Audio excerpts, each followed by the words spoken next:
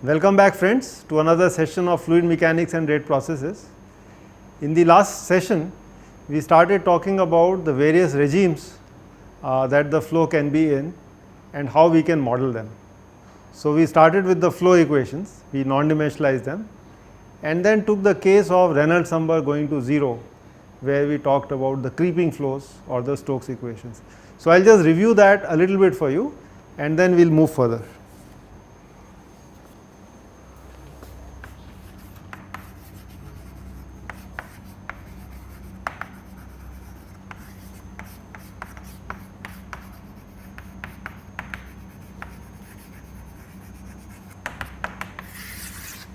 So, let me recollect for you what we were doing. We talked about the steady incompressible flow.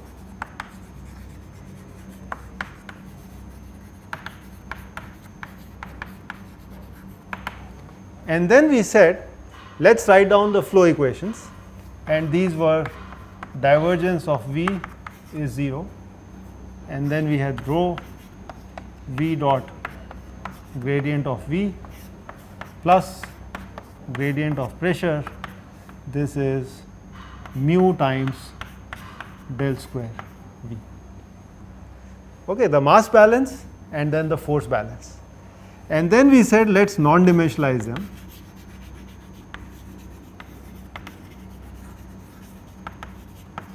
And we use certain variables such that x star is given as x divided by a characteristic length scale. We used V star as V divided by some kind of a characteristic speed u, and for the pressure we simply said it is P divided by rho u square. And then we were able to non-dimensionalize the equations as the following form. So, divergence star times V star is 0, that is the mass balance, and then for the force balance we were able to write V star dot gradient star V star times the gradient star of P star. This is 1 over Reynolds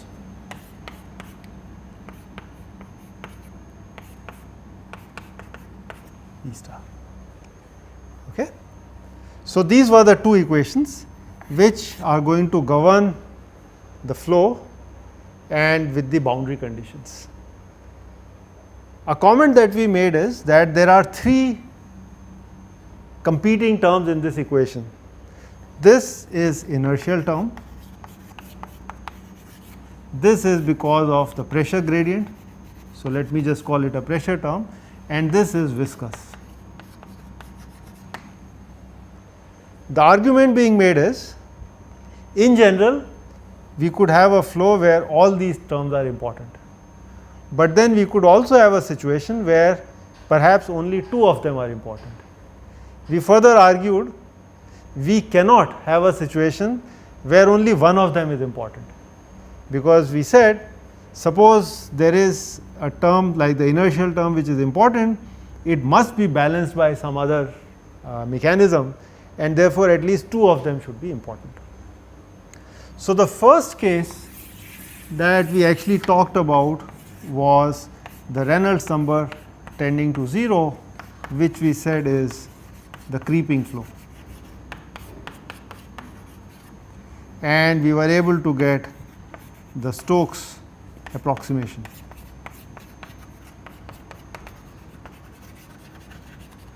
And I tried to explain this to you by giving you results for a sphere. Okay. We talked about the stagnation pressure, we talked about the drag force and so on. Okay.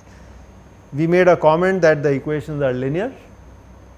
We also were able to show that there is a certain symmetry in the flow problem, especially if the geometry is symmetric, and we were able to make some remarks about the stagnation pressure, in the sense that the stagnation pressure coefficient can be fairly large.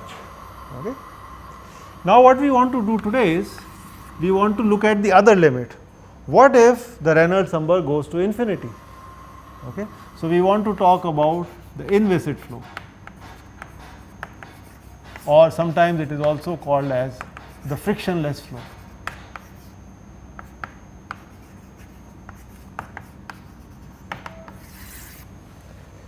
So, mu tends to 0, and therefore, if you look at your Reynolds number, which is defined as rho u L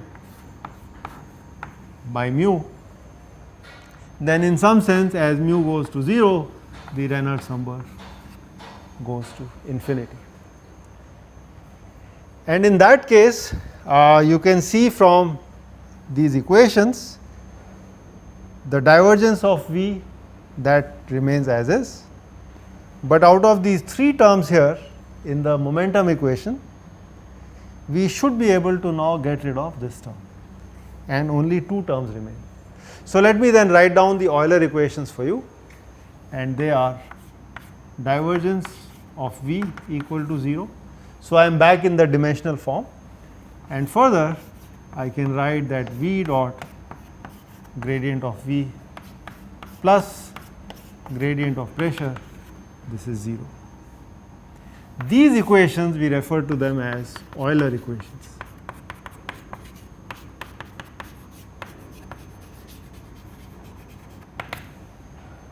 Okay. So, some remarks about these equations. So, the first remark I want to make is that these equations are nonlinear.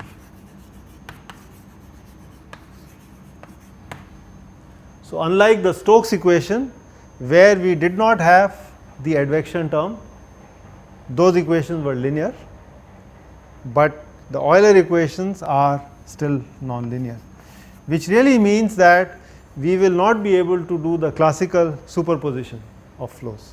So, we cannot say that 2 flows which satisfy the Euler equations can simply be added and they should also be a solution. That is not possible. However,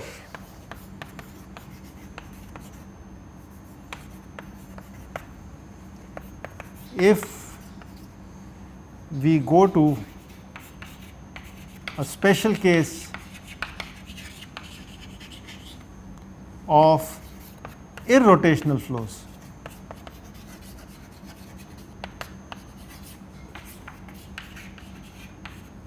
in one of the earlier sessions we had talked about what does rotationality of the flow imply. So, we looked at the gradient of velocity, and if you remember, we decomposed it into 2 parts, a symmetric part and a skew symmetric part. The skew symmetric part was related to the rotation of a fluid element through the curl of the velocity. So, we said that if the curl of the velocity field is 0 everywhere,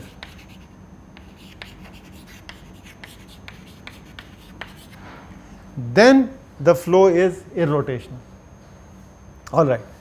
So, if we go to the special case of an inviscid flow and in addition it is irrotational, then it is possible to actually simplify these equations more, and what we can do is then we can write the velocity field as the gradient of a potential. Okay. So, this is actually a theorem which I am sure you must have looked at in your math course, that for a field which is irrotational, curl of velocity is 0, then that field V can be written simply as the gradient of a potential. So, phi is a potential and we refer to it as the velocity potential.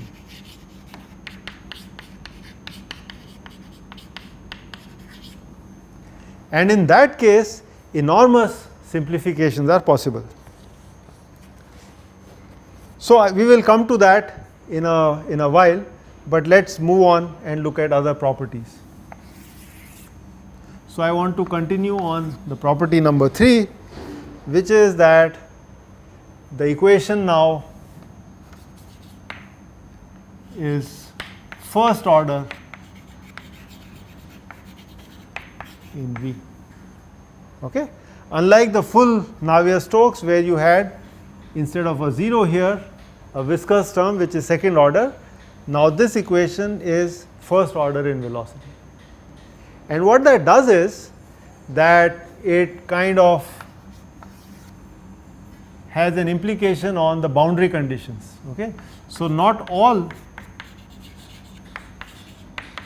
boundary conditions on V can be satisfied.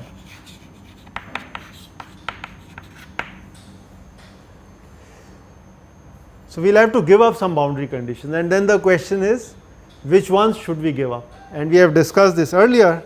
So no slip, if you remember, was actually V equal to 0 for viscous flow, which had two components, V dot n equal to 0, where n is the unit normal vector, and V dot t, the tangential vector, unit vector, this is 0. So when I have a no slip boundary condition on a solid surface which is stationary, so I am taking the special case where the solid surface is not moving, it is stationary, then the velocity of the fluid elements is 0 at the surface, and that would imply that both the normal and the tangential components are 0. That would be if I had a viscous flow. For inviscid flow,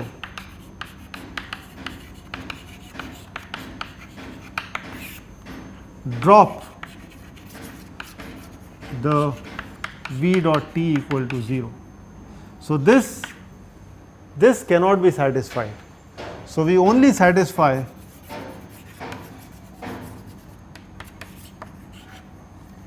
V dot n equal to 0. That means the flow cannot go inside the solid body. Okay? So this is the no penetration condition, if you recall. This is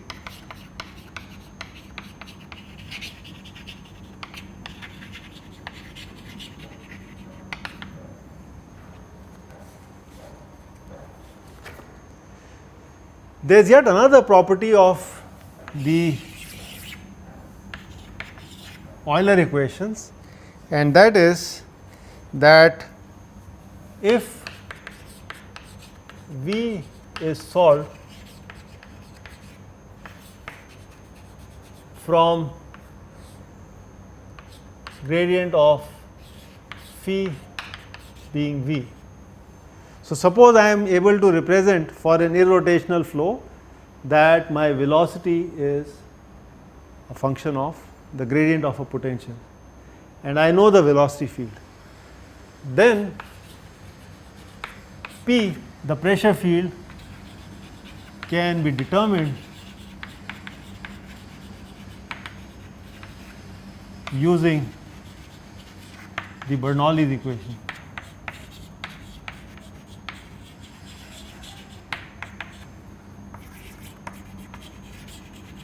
So this is a very significant change compared to the viscous flow. If you remember, in the viscous flow, the pressure and velocity are very tightly coupled.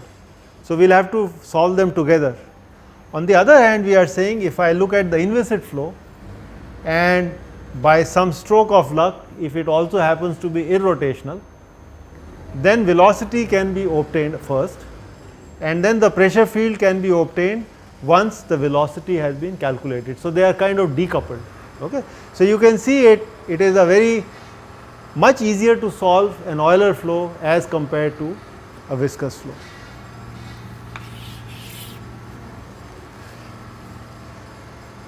The next question that we want to ask is that we have looked at two limits, the Reynolds number being 0 or close to 0, that is the Stokes law, and the Reynolds number being so large that the flow is virtually inviscid. Okay, so that is the Euler approximation. What if we have a situation that the Reynolds number is neither small nor large, somewhere in between? So the question we are asking is, what if Re is large but cannot neglect viscous effects. So, what about this question? And it turns out that for this case also we should be able to do certain simplifications. So, let me just remind you here what we are trying to do. You have the full Navier-Stokes equations, you know the boundary conditions. You really do not have to do anything to make assumptions. You can take the full equations and you can solve them and you will get a solution, no problem. But we are looking at a situation that can we simplify these equations. So, for the case of Re going to 0 and Re going to infinity, it is obvious we can, Stokes flow and Euler flow. Now, we are making another claim that if the Reynolds number is reasonably large, and I will try to qualify that, what do we mean by large, but we do not want to neglect the viscous effects because they are important. For example, the skin friction. The Euler equations will not tell me anything about skin friction because I have assumed it is an inviscid flow. The full viscous equations are difficult to solve. It turns out we can still make an approximation. So, let me show you what one can do. So, suppose I look at the flow over a flat plate. Okay. So, this is my flow, a uniform flow, and let me say this velocity is u coming into the plate. Now, on the surface of the plate, because of the viscous effects, the no slip boundary condition, the fluid elements here will have a 0 speed, and then I would get something what is called a boundary layer. So, let me sketch a boundary layer for you. This would be BL, where BL refers to the boundary layer.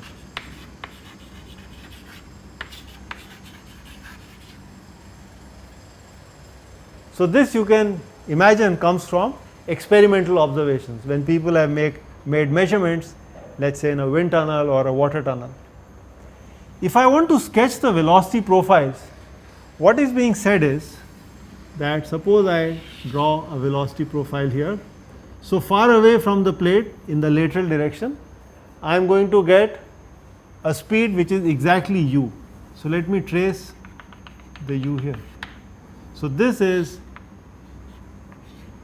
u, but then as I come to the plate, this speed is 0. So, what is being claimed is that outside the boundary layer I have a speed of u, but then inside the boundary layer my speed increases from 0 to u. So, this is going to be my profile.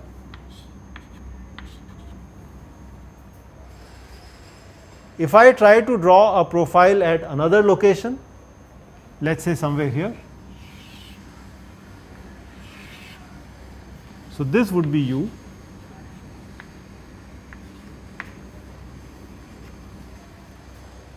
and then I would get a speed of u here,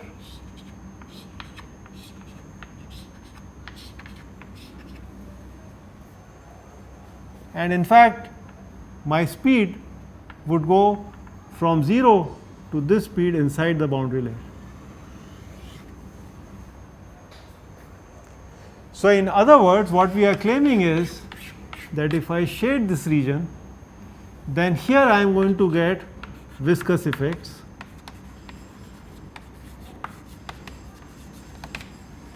and outside the boundary layer, because my flow seems to be uniform, I have no viscous effects here.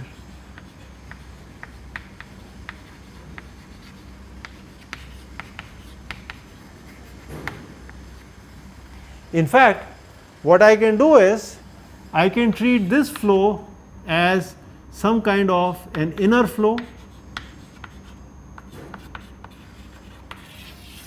because it is close to the body, and this flow can be treated as an outer flow.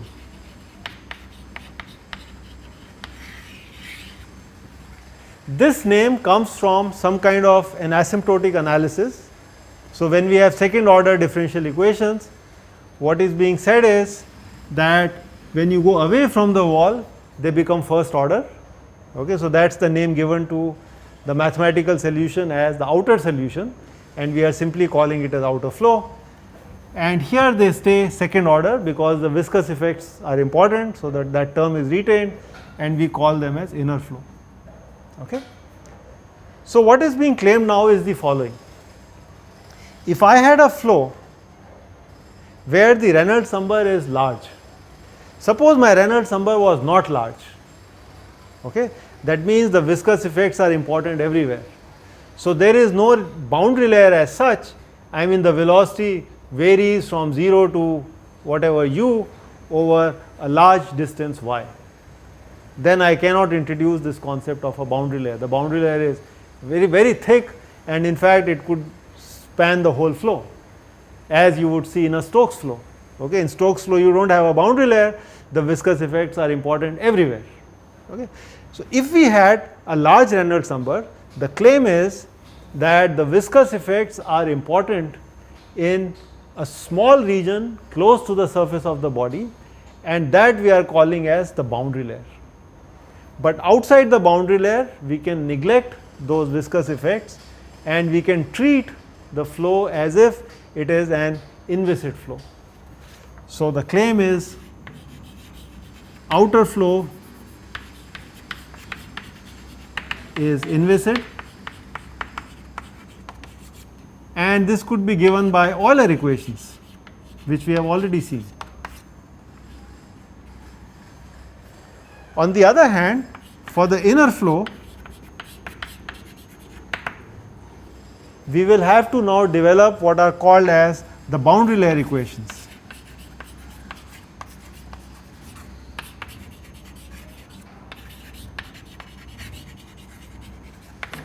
And the hope is that these equations are going to be simpler than the full Navier-Stokes equations.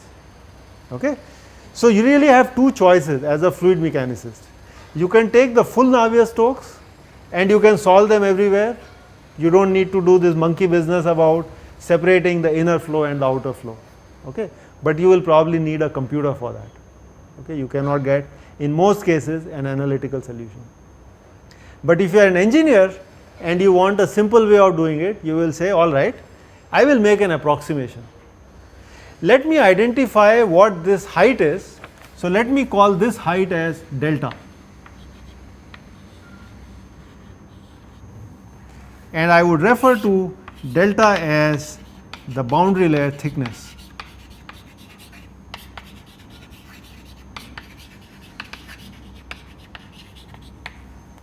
I don't know so far what this length scale would be. It appears to be much smaller than the length of the plate. Okay, it is in the lateral direction. But if I knew this length, then what I am claiming is that outside for y greater than delta, I will assume the flow to be inviscid by Euler equations, and within this 0 to delta, I will derive these simpler equations called the boundary layer equations and solve them. And then somehow magically I would have a solution outside, a solution inside. I patch them together and I get an approximate solution of the full equations. How is the boundary layer thickness defined? Saying that it approaches u would cause difficulty in measurements. So what people say is that if I start from the wall and I start measuring what is the speed, so if Vx is my speed, so Vx at y equal to delta is roughly 99% of u. Okay? So that's how I would define a boundary layer thickness. Okay? It is very close to the free stream speed, but you allow a difference of about 1%.